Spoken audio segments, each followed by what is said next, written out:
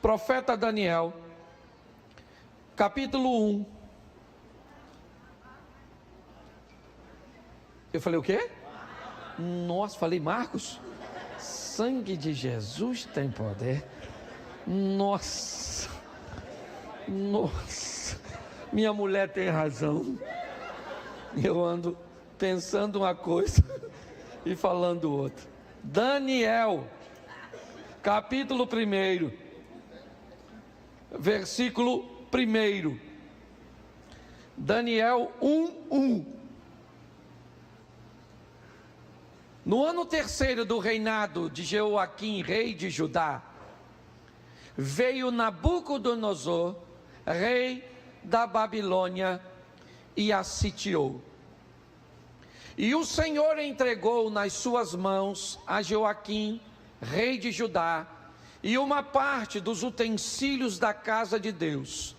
E ele, volta por favor, e ele os levou para a terra de Sinar, para a casa de seu Deus, e pôs os utensílios na casa do tesouro do seu Deus.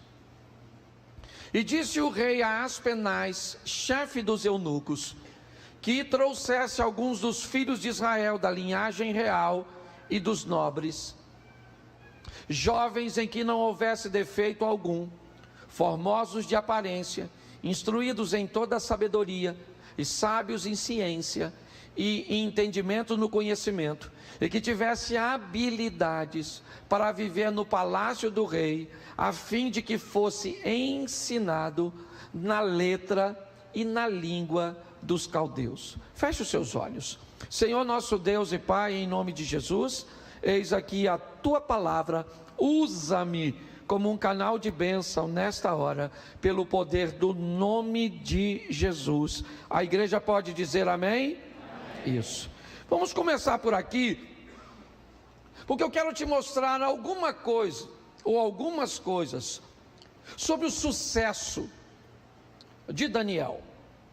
Por que que esse rapaz e seus amigos receberam tantas coisas da vida e tantas coisas de Deus?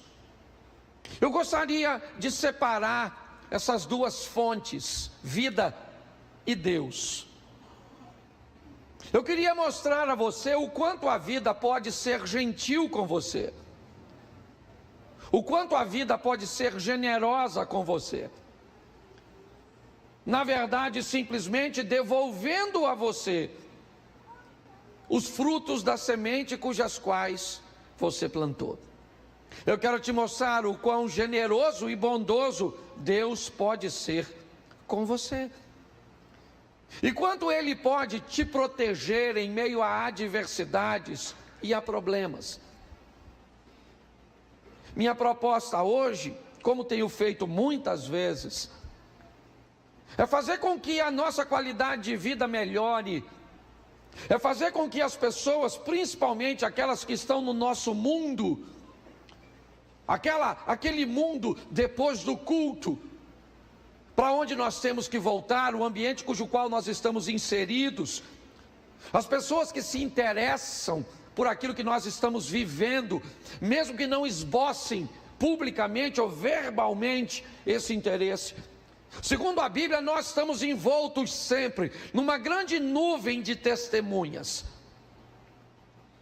E quanto melhor for o nosso testemunho, quanto mais bem sucedida e vitoriosa seja a nossa vida, em meio às imperfeições, em meio às crises, às perseguições e tantas coisas que nós sabemos que não podemos ignorar e que são reais, mas você pode ter certeza que você tem irmãos te olhando, você tem cunhados te olhando, você tem primos te olhando, você tem amigos de trabalho te olhando, você tem irmãos na igreja te olhando, você tem vizinhos te olhando, tem pessoas observando sua vida.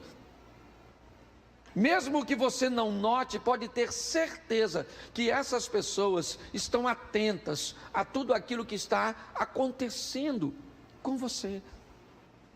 Primeiro, para saber como está a sua vida, E muitas vezes criar um ambiente comparativo entre a dele e a sua. Isso é perfeitamente normal.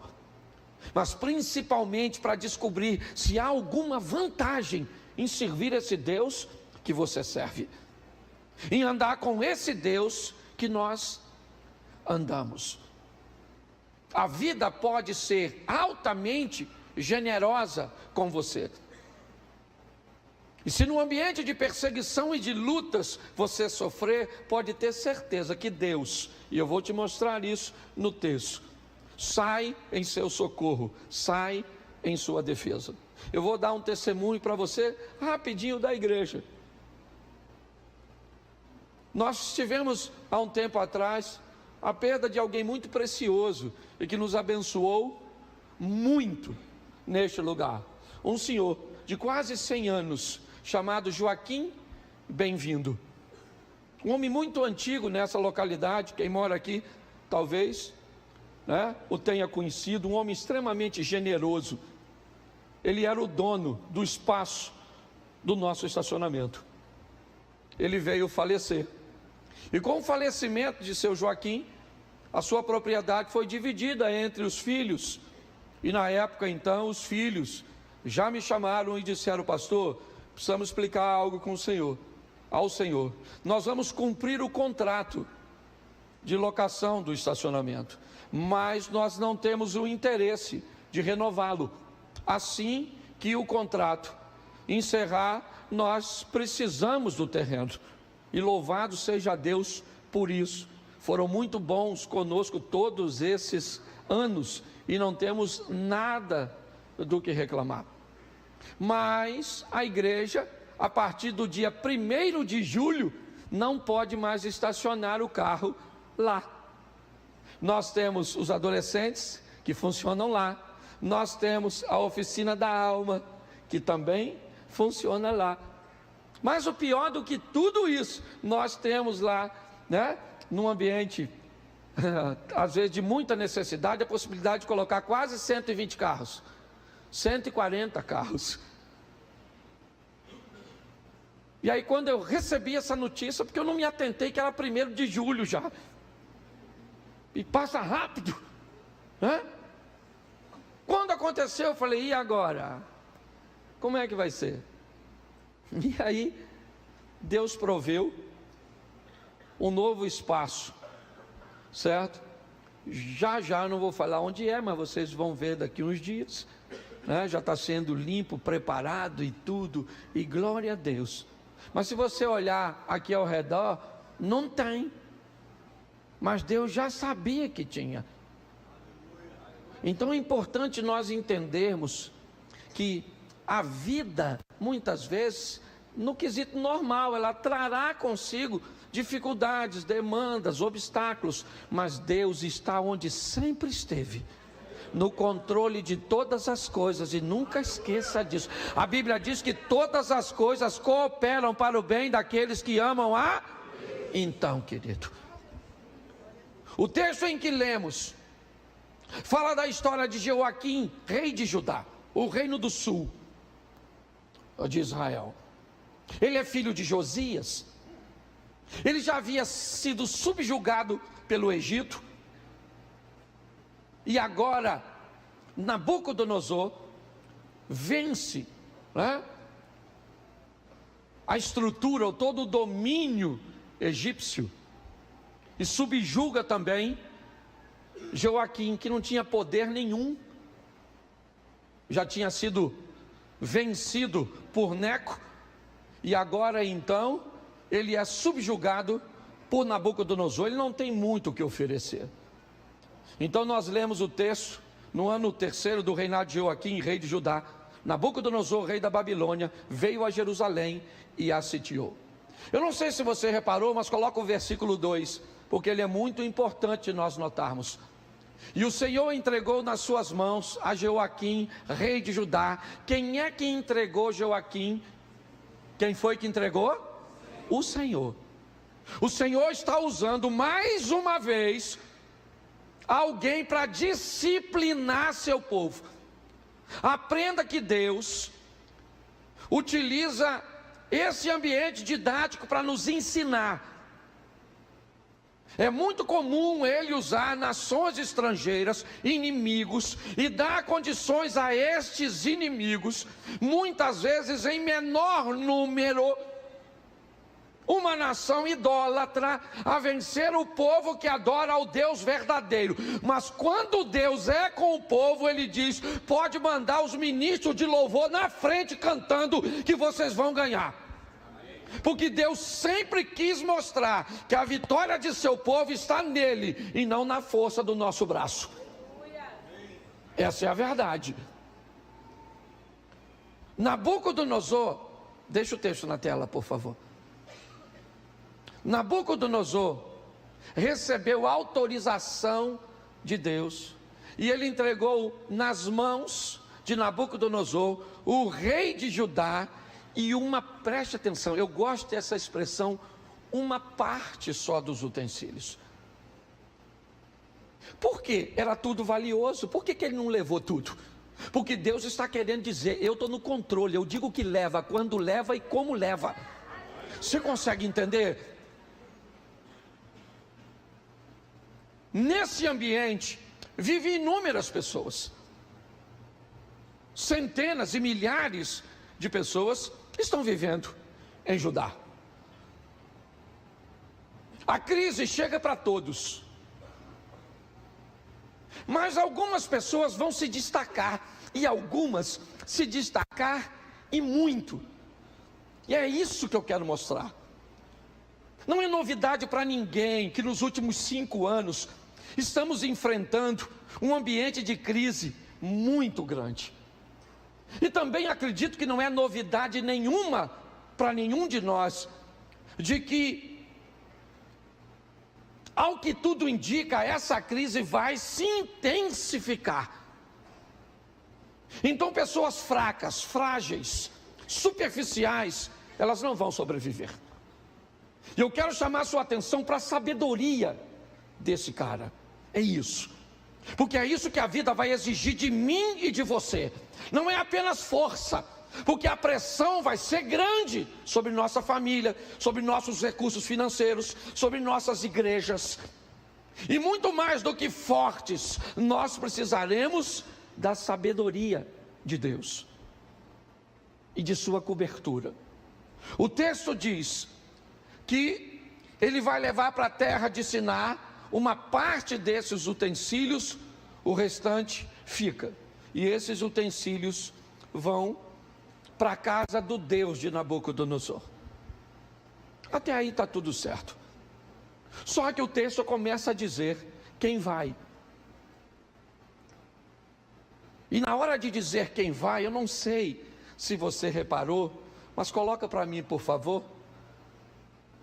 Pode colocar o texto seguinte, se não for a gente vai acelerando, vai lá, o próximo 4.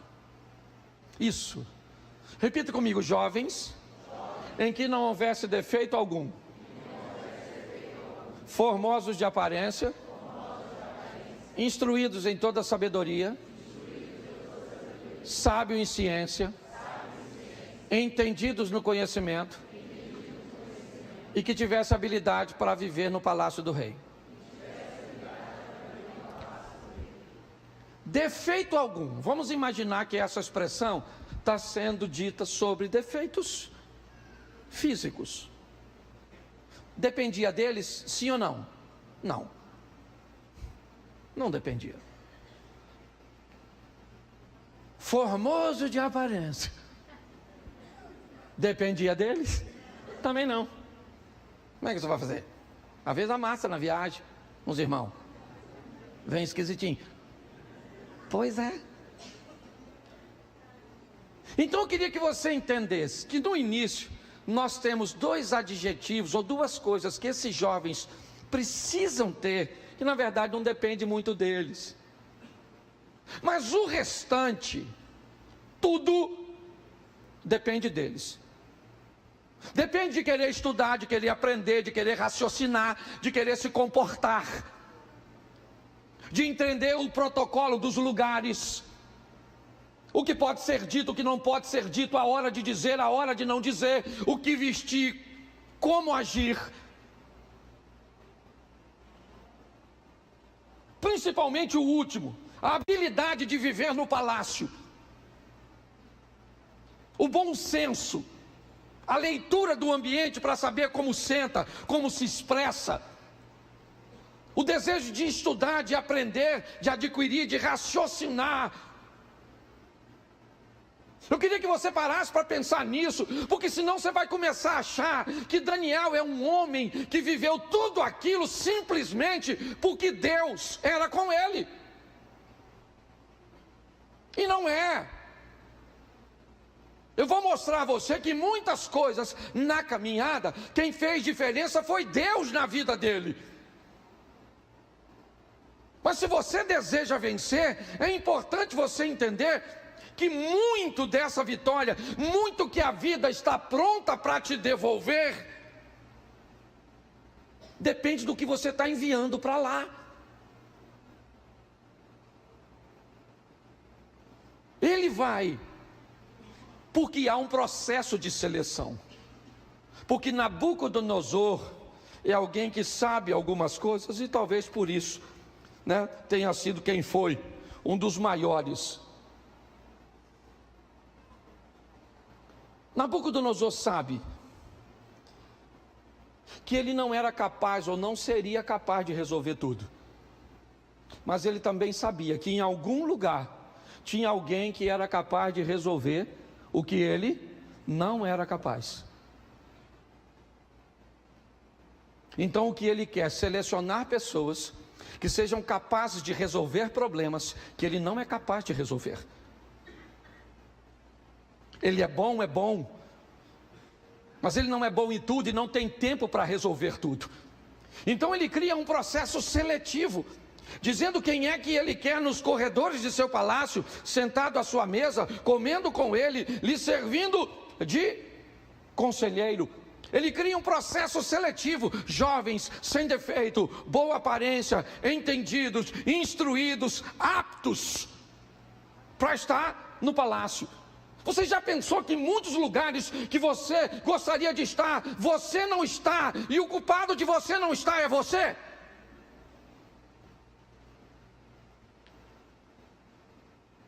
Ele cria um ambiente de seleção e de honra. Ele cria um interesse. Quem se comportar, quem crescer, come o melhor, se veste da melhor forma. Ele é alguém que está recompensando as pessoas, fazendo com que elas tenham interesse de ascensão, de crescimento. É verdade. E ele está tão preocupado com isso, que o texto diz que a avaliação, depois de 3 anos, será feita por ele mesmo. Ele não vai delegar essa responsabilidade a ninguém.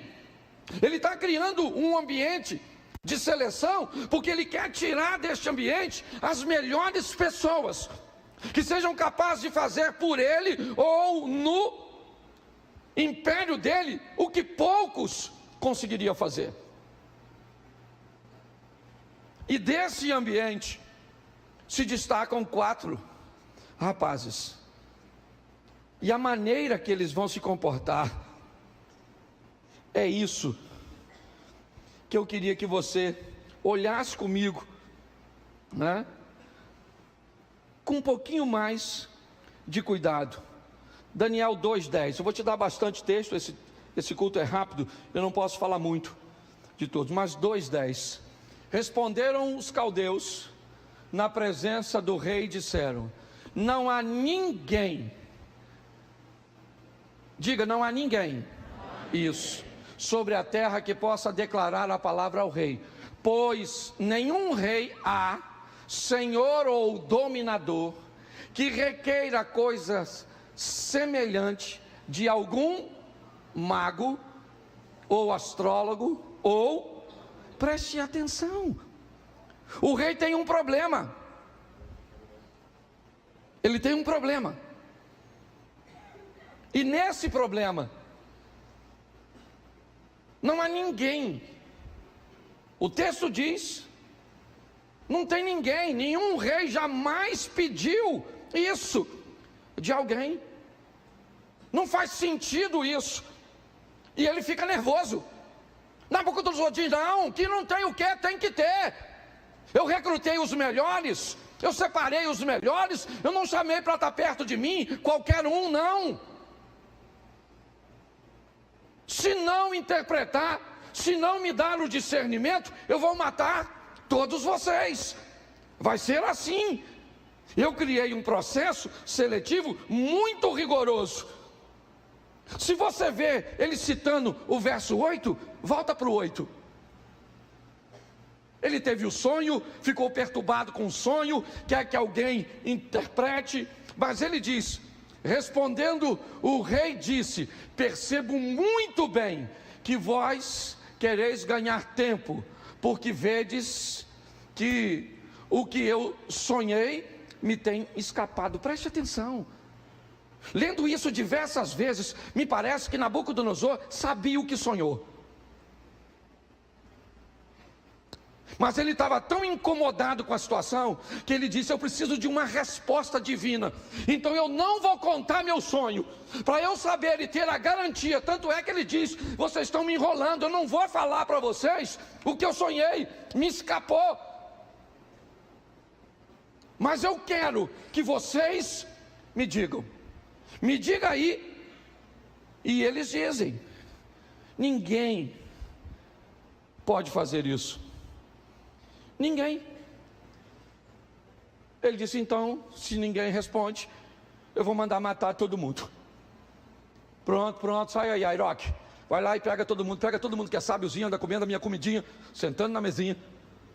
E ó, vão matar todo mundo. E aí quem é que está lá para morrer? O Daniel. E aí eu queria que você prestasse atenção no que ele vai fazer a partir de agora. E principalmente você que é bom. Principalmente você que é habilidoso. Porque mais habilidade de fazer, realizar e resolver. Preste atenção no que esse cara foi capaz de fazer. Vamos lá. Capítulo 2, verso 14. 2,14. Então Daniel falou avisada e prudentemente a Airoque, capitão da guarda do rei, que tinha saído para matar os sábios da Babilônia. Vamos lá. Respondeu e disse a Airoque, encarregado do rei: por que se apressa tanto o mandato da parte do rei?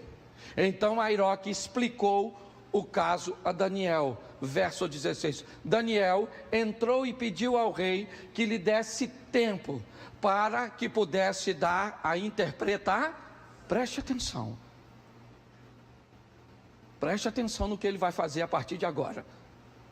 Nabucodonosor quer uma resposta. Ele está se sentindo enrolado. Ele quer algo imediato.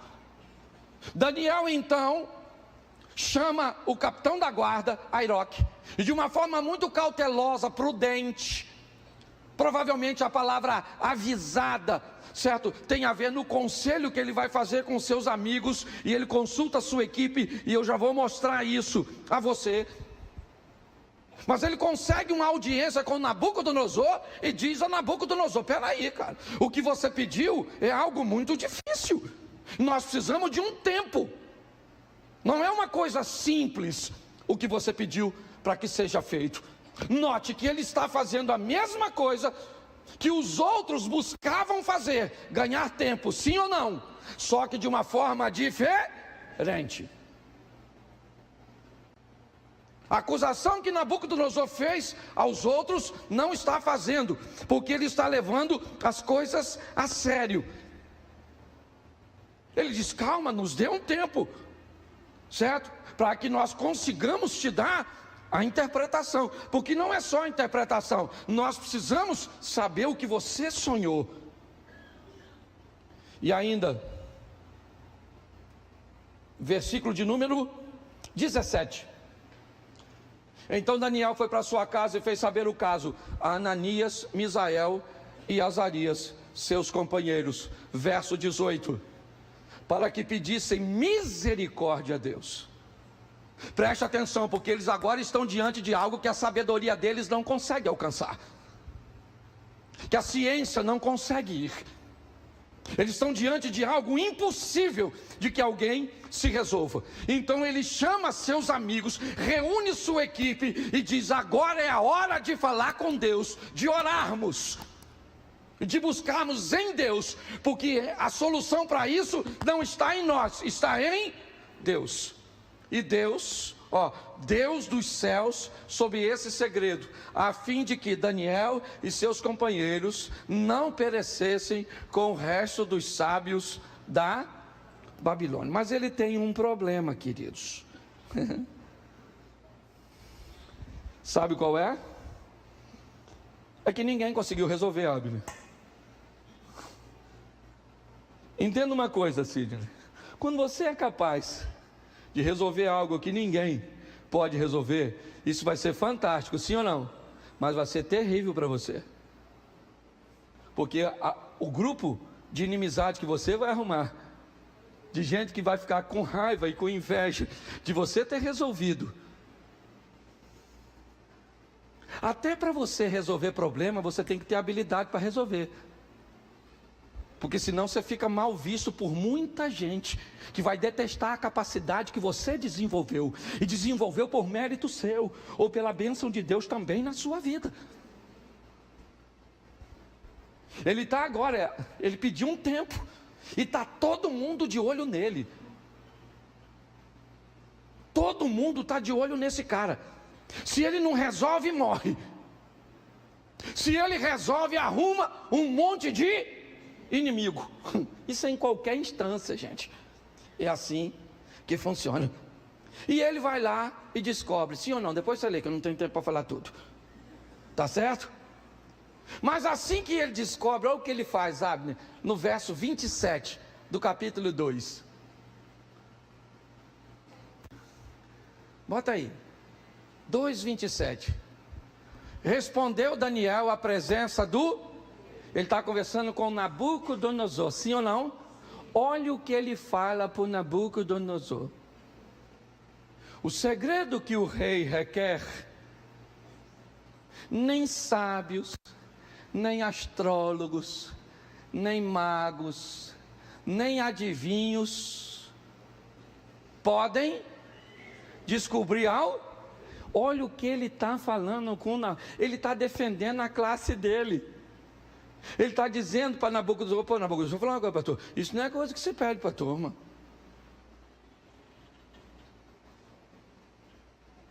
Ele está dizendo, o que você pediu para os caras, não é que os caras sejam ruins, os caras são, mas você pediu deles o que eles não podem.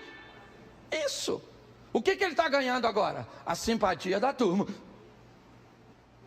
Ele não está chegando lá dizendo que ele é o bom, que ele resolve tudo, que ele é o cara que Deus usa, não. Ele está dizendo: olha, rei, o segredo que você está pedindo, ninguém consegue. Gente, em algumas traduções, esse cara aqui, o Daniel, era chamado na Babilônia como mestre dos magos. Dá para fazer um paralelo até com a caverna do dragão. Você pensa na turma que não gostava dele? Os caras já estavam lá, foram professor dele, e agora ele é chamado de mestre dos mestres, mestre dos magos.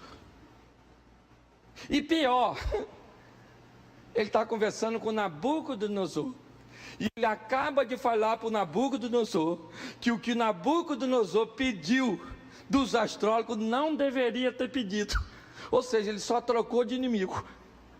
Ele acabou de fazer uma crítica ao rei.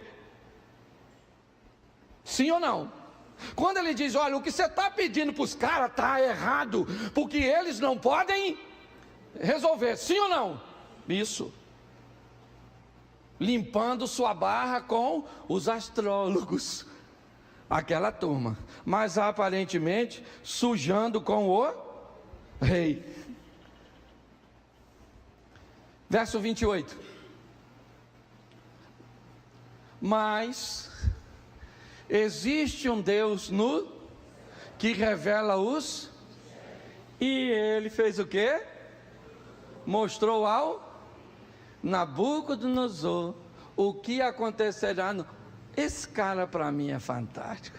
Olha como ele levanta a moral do Nabucodonosor. Ele falou: Nabuco, escuta só. Oh, o sonho que tu teve é Deus falando contigo. É outra esfera, é prateleira de cima. Entendeu? Ele pega a moral do cara. Eu gosto da habilidade que esse cara tem para lidar. Ele está eliminando suas inimizades, criando um ambiente onde ele possa, porque presta atenção, se ele não morre naquela ocasião, ele pode morrer depois numa conspiração, como vai acontecer no ambiente persa. Você pode crescer, expandir, conquistar espaço, ser um vencedor, ser sábio, cheio de Deus, e não precisa ter inimigo, basta que você seja sábio, criando um ambiente sadio, onde você possa sobreviver, mesmo sendo alguém com uma capacidade diferente. Nesta fala do verso 28, ele torna Nabucodonosor o homem mais importante. Pegou a moral do cara e jogou lá para cima, defendeu sua classe, exaltou o rei. E no verso 30, ele diz o seguinte: quanto a mim, preste atenção,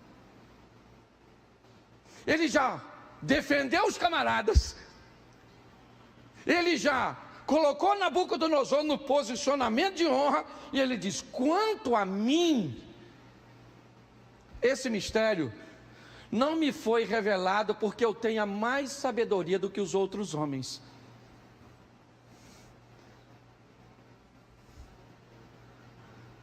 Mas para que tu, ó rei, saiba a interpretação e entenda, certo? O que passou na tua, preste atenção. Às vezes nós não resolvemos o problema no nosso casamento porque nos falta sabedoria.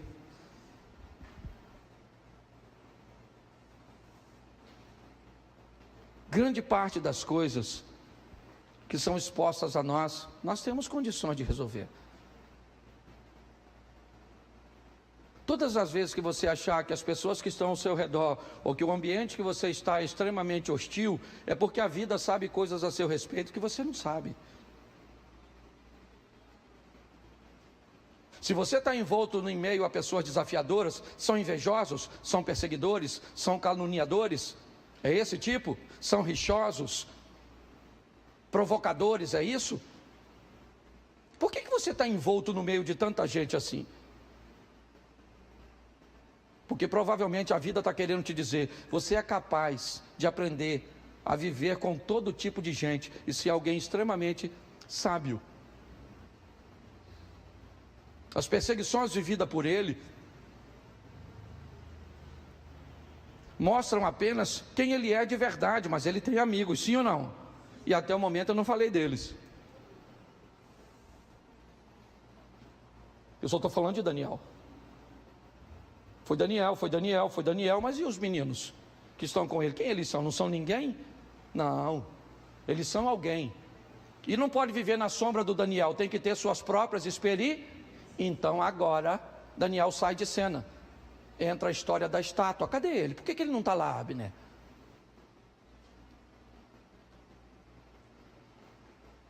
A Bíblia está querendo dizer agora que os amigos vão viver suas próprias experiências. Na história da estátua, Daniel não está presente. Seus amigos é que estão. São os 3 que vão para a fornalha. E onde Daniel está? Não sei. Talvez lá ou viajando, não sei onde estava. Eu só sei que o que a Bíblia está querendo dizer é que esses rapazes vão precisar viver. Talvez eles não sejam do mesmo tamanho do Daniel, porque a Bíblia diz que uns produzem a 30, uns a 60 e outros a 100. E nós temos que respeitar a medida dos outros. Eu vou contar uma história para vocês, provavelmente isso vai ao ar, mas de quem eu vou falar, eu sou amigo e não tem problema nenhum. Eu fui participar de uma conferência em Londres, há uns anos atrás. E nessa conferência estava também o pastor Silas Malafaia. Eu estava no início do meu ministério, E quando eu cheguei em Londres, 2 equipes foram designadas. Uma para dar assistência ao Silas e outra para me dar assistência. Eu preguei no mesmo congresso que ele, mas não comi no mesmo restaurante. Não andei nos mesmos carros. Não fiquei hospedado no mesmo hotel. Não ganhei a mesma oferta. Sabe por quê? Porque ele era maior do que eu. Você consegue entender isso? Eu não estou dizendo maior, estou falando de ministério, de reconhecimento, de caminhada, de trajetória. Se você não respeitar isso, estou falando isso porque ele vai assistir, sabe? Hoje nós fazemos parte do mesmo grupo, ministramos, viajamos muitas vezes no mesmo ambiente, ficamos no mesmo hotel, mas não foi sempre assim. Mas quando isso acontecia, eu tive que ter a maturidade de entender que ele estava à frente. Os amigos de Daniel estão com ele, sim ou não? Mas vive o que ele vive? Sim ou não? Não. Mas tem com Deus suas próprias? Está lá. É importante nós entendermos isso. Eu tenho buscado falar isso o tempo inteiro, para que tenhamos maturidade de descobrir o que Deus tem para nós. E esse camarada está vivenciando tudo isso.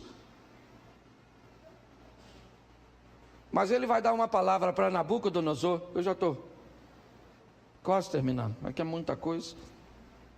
E eu vou voltar para o texto da Bíblia, porque eu quero te mostrar quando é que a casa do Nabucodonosor cai. Deixa eu pegar aqui, que eu fiz questão de marcar. Bota para mim, por favor, capítulo 4, verso 30. 4:30. Nabucodonosor tinha recebido uma palavra de Daniel. Depois da experiência da estátua, os meninos saem com louvor. Um decreto é assinado na Babilônia, de que todos aqueles que falassem mal do Deus de Sadraque, Mesaque, Abidnego, ou de Ananias, Azarias e Misael, seria penalizado. Os meninos andavam agora não mais na sombra do Daniel, mas na sombra do Altíssimo, do Todo-Poderoso. Mas as atenções voltam para Daniel, pois Nabucodonosor tem um sonho de uma árvore e de toda uma estrutura. E Daniel diz para ele: rei, eu espero que o sonho que o senhor teve seja uma sentença para o seu inimigo. É o que eu peço, porque é duro demais o que você sonhou. Mas ele não acreditou. O tempo passou, está até escrito quanto tempo, mas eu não me lembro. E ele está caminhando, e Nabucodonosor diz assim no seu pensamento: acaso não é esta a grande Babilônia, que eu construí como a capital do meu reino, com o meu enorme poder, para a minha glória e a minha, ou para a glória da minha, acaso não é essa a grande Babilônia que eu construí como a capital do meu reino, com o meu enorme poder e para a glória da minha majestade? Verso 31. As palavras ainda estavam nos seus lábios, quando veio do céu uma voz e disse: é isto que está decretado quanto a você, rei Nabucodonosor. Sua autoridade real acabou. Vou falar uma coisa para você aqui, que você vai encontrar na maioria dos personagens bíblicos. A hora que Deus diz, basta. Chega, acabou. Acabou. Acabou Sansão. Acabou Adão. Acabou. Acabou Davi. Acabou, chega. Moisés, acabou. Samuel, acabou. Acabou Saul. Acabou. Cuidado, porque Deus não é bobo. Ele é misericordioso. Presta atenção, aqui acabou. Esse cara vai se converter. Lê a história dele e ele se converte. Ele só esqueceu de uma coisa preciosa: ensinar seu filho a lição. Mas ele se converte. Ele vira um bicho, literalmente um bicho. E num determinado momento a consciência dele volta. Ele volta de ministro. Ele reconhece quem é Deus. Está tudo escrito. Mas o tempo passa. Porque a vida não começou em você e nem termina em você. Essa é uma grande verdade. Sua história não começou em você. E ela também não vai terminar em você. Quando nós olhamos a próxima fase agora, numa festa, bota para mim, deixa eu ver aqui. Capítulo 4 ou 5, me ajude aí. A festa do filho de Nabucodonosor. 5. 5:1, já vou terminar. Só vou te mostrar uma repetição. Certa vez o rei Belsazar, filho de Nabucodonosor, que já morreu, deu um banquete para 1000 dos seus nobres. E com eles bebeu muito, presta atenção, muito vinho. Bebeu muito vinho, vai fazer besteira. É assim que funciona. Por isso que nós falamos, ó, longe do álcool. Ok? O álcool te leva para perto do Satanás. E Satanás te dá a bala, mas toma o doce. Bota aí. Enquanto Belsazar bebia o vinho, aconteceu alguma coisa? Sim ou não? Não, Deus está tolerando a manguaça. Está manguaçando, mas está tudo jóia. Deus está tolerando. Mas enquanto ele bebia o vinho, ele deu ordem para trazer as taças de ouro e de prata de seu predecessor, ou seja, de seu pai, Nabucodonosor, que tinha tomado do templo de Jerusalém, para que o rei e seus nobres e suas mulheres e as concubinas bebessem nessas taças. Tá certo? Deu ordem, vou trazer tudinho, vão beber tudinho, tá tudo certinho. Verso 3. Então trouxeram as taças de ouro, que tinham sido tomadas do templo de Deus em Jerusalém. E os reis e os nobres, as suas mulheres e as suas concubinas beberam nas taças. Sim ou não? Isso, agora bota 3. Enquanto bebiam e louvavam aos deuses de ouro, de prata, de bronze, de ferro e de madeira e de pedra, bom, aí Deus falou, ó, tolerei a manguaça, pegaram meus copinhos e levaram para lá. Mas no 5, mas de repente, pronto, aí lascou, de repente lascou. Aquela mão da família Adams começa a escrever no reboco da parede e lascou a vida do cara. E sabe quem eles chamam para resolver? Daniel. Não sei se precisasse Dário ou Ciro. Não sei. Eu sei que o Império Medo tinha dominado os persas romperam o domínio, venceram, né, o povo da Média, aquela turma que tinha vindo da Baixa Rússia, e agora eles dominam, e para mim, Ciro. Deus chama Ciro de servo, mas me parece, Dário, eu também não sou obrigado a saber tudo, essas fofocas a gente sabe depois, tá certo? Para mim não interessa, o negócio aqui estava lá e rebentou a boca, e é isso aí para mim. Presta atenção. O tal do Império Persa entrou, matou o Belsazar. E pasme você, o Daniel ficou no topo. No topo. O império mudou, Alex. E o cara está lá em cima. Porque era qualificado, sábio, e Deus era com ele. Está vindo um novo tempo da igreja. Não vai dar mais para falar assim: demônio, eu te repreendo.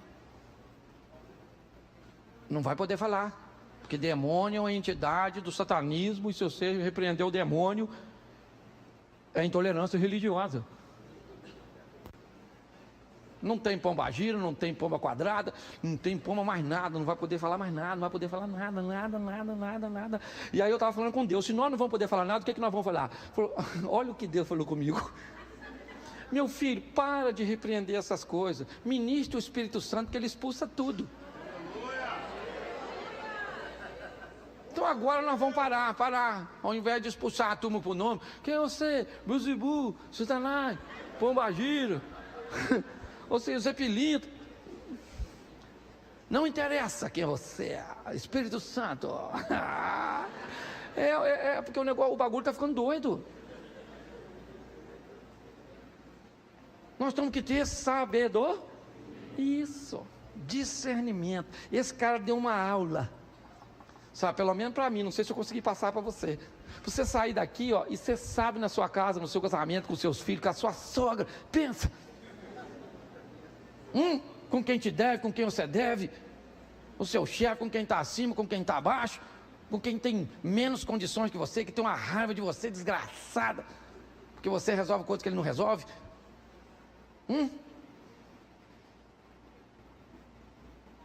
Vamos sair daqui para viver, gente. Sabe por quê? Porque Jesus está voltando. Eu estava fazendo as contas. Não podia que ele vá voltar, porque tem uns caras que falaram que sabe, já viu? Vai lá na minha palestra que eu vou falar para vocês quando Jesus volta. Mas aí falou que ele não sabia, só Deus. Nossa, eu acho que a palestra vai ser com Deus. Tem gente muito doida, né? Fuma alguma coisa. Não deve ser, se Deus. Aí fala que eu que sou engraçado. Então, querido, deixa eu te falar. Está chegando num tempo desafiador, onde nós vamos precisar de muita sabedoria. Vai sair inimigo de tudo. Pastor, o senhor está botando terrorismo? Estou não. Estou falando a verdade. Cada dia que passar, meu filho, vai ficar mais difícil. E aí eu estava fazendo as contas. O número de gente que está indo para o inferno, gente, está grande. Porque pensa só assim, nós, seja franco, você acha que nós tem qualificação para entrar? Eu estava pensando nos troços esses dias, falei, Senhor, se eu sou o pastor e penso isso, que dirá os crentes? Então, pastor, o senhor é doido. Falar, eu falo mesmo, não sou santo, mas eu luto com todas as minhas forças para não pecar. Tem um cara que estou afim de ir no céu, é eu. Eu estou falando sério. E mais, é ver minha casa, minha família, meus amigos, a minha igreja. Pensa, eu pregando lá no céu para vocês. Mas seria maneiro, né? Não vai precisar não, mas sei lá. Estou tão acostumado que eu vou chegar lá. Posso dar uma pregadinha aí, anjo? Eu não é? É sério, estou pregando todo dia, às vezes 3 vezes por dia, estou igual um remédio controlado. Então, querido, vamos ter sabedoria. Por quê? Porque a gente está assim de gente, ó, muito qualificada, habilidosa. Mas vamos juntar tudo para transformar a igreja do Senhor numa potência. Você pode ficar de pé? Isso. Feche seus olhos e fala para quem está do seu lado assim, seja sábio. Quando eu era garoto, falava sabido. Ô menino sabido. Tem umas palavras que não usa mais, né? Quem é que lembra da palavra cebosa? Ô menina cebosa. Assanhado. Ô menino assanhado. Umas palavras boas, né? Feche seus olhos aí, feche um pouquinho. Senhor, muito obrigado por esse ambiente tão agradável. Muito obrigado pelo exemplo do teu filho Daniel. Alguém que foi capaz de andar contigo, mas de entender que boa parte do que ele iria viver na terra dependeria de sua dedicação, de seu preparo, de seus relacionamentos, de como ele teria que lidar com possíveis inimigos, como ele teve que lidar quando teve que dizer ao rei que o pedido não era correto, como ele falou a respeito de si mesmo, dizendo que não era melhor que ninguém. Ajuda-nos, ó Deus, a seguir exemplos como esse de teu filho Daniel e vivermos o extraordinário nesta terra, com muitos amigos, com resultados satisfatórios e, mais do que tudo isso, com uma boa propaganda do teu nome e do teu reino. Que as pessoas, quando olharem para a nossa vida, para o nosso ministério, para a nossa família, que elas tenham um desejo de viver algo similar. Leva-nos aos nossos lares para pormos em prática tudo aquilo que aprendemos na tua casa. Porque se o Senhor é por nós, quem será contra nós? Que o grande amor de Deus, nosso Pai, a graça de nosso Senhor e Salvador Jesus Cristo e as doces consolações do Santo Espírito de Deus seja para com todo o povo do Senhor, e todos digam: